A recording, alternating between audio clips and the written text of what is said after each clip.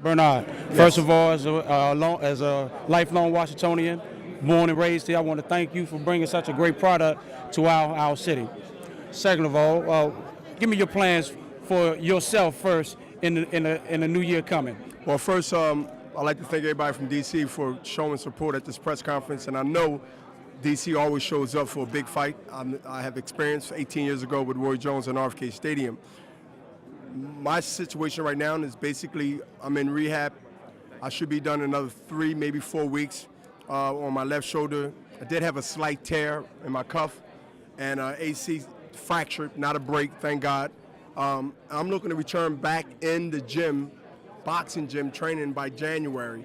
Looking forward for March to defend my lightweight championship that was given right back to me 4 days after the fight with Chad Dawson. So I'm looking to start off the top of the year, and then after that, look to see what's happening at the end of the year and look at the landscape and make a decision from there. But I want to defend the title like Jersey Joe Walcott did and the Mongoose, Archie Moore, and it's going out with a victory and a win. Now, you got Amir Khan coming in the hometown of Lamont Peterson. Everybody knows Amir Khan is a great competitor. He picked a tough guy in Lamont Peterson. So is Peterson, too. Oh, most definitely. Believe me, me and Lamont got the same trainer, so yes, I know. Yes, yes. But how did Amir's training, what did he see in Lamont that he thought he could take advantage of coming into this fight? Well, I think that being a champion, you're going to take all of the contenders that's trying to take your title, especially a guy like Amir Khan. He's young, so is Peterson. Peterson been in the pros a little bit longer than Amir Khan, but when you look at two fighters, you got to look at one. Peterson is from here. He's comfortable from here. He has the home court advantage. Just like any football, basketball team that plays in a city, they know every square inch and every square circle of that atmosphere. Automatically, Amir Khan, he's smart enough to understand that you automatically give Peterson 2 points at the weigh-in, based on Lamont, based on what? He's home, he's comfortable, he's going to be excited, he's going to be motivated, the crowd is going to be 99.9% in his favor. It reminded me when I fought Felix Trinidad in 2001 in New York City. It reminded me when I fought in a man's hometown named Segundo Mercado in Quito, Ecuador. When you go under them situations and circumstances, you have to be on your A-plus game. And when you have two fighters knowing that they have that to uphold, DC going to be proud this Saturday that HBO finally, after 18 years, came back with a blockbuster type fight. Not only the main event, but also the co-main event and the future break-opening undercard of the future contenders, hopefully later be the champion if they continue to shine. But the main event is just what it is. It's a main event that people should pay attention to. Amir Khan, I mean, we can't downplay it. He is the young star in boxing right now. I mean, Floyd Mayweather, Pacquiao are stars now. They're in their 30s. I'm not saying that's old because I'm 46, but they scratching at the door of the senior citizen, at least the junior senior citizen nursing home. So these are the guys that really keep boxing in the forefront. I'm not saying competing against any other, what's the other sport? Oh, but anyway, boxing has a chance now in DC to bring that 18 years up quicker and make it happen in 2012 and then 2013 and be one of the good places and the fighting places to fight at here in the state capital, nation capital, excuse me.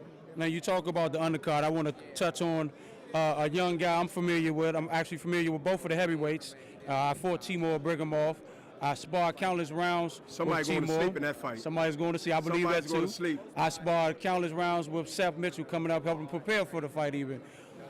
What you think you saw in Seth and in Timur to put your guy in there with such a tough guy coming up this early in his career? Listen, in this game, especially the heavyweight division, by being so bleak and no one knows when it's going to really turn around and get off of, ICU. But at the end of the day, you have to put guys together that stands out amongst the norm. And so when you have two heavyweights, you know that you don't have a clear win or clear decision, I say, on who actually going to win the fight. Like, there's no mismatch. There's no like, oh, this guy going to win, or I got is not 100% sure shot to win. But at the end of the day, of course, I'm hoping, and I'm biased that my guy wins, but at the end, it's a fight that you know that is a fight that you shouldn't have taken if you want to patent and build your guy record up. The fans ain't buying patent records no more. A guy 30-0 with 25 knockouts, and no one recognized 80%, nobody recognized 80% of the guys he fought.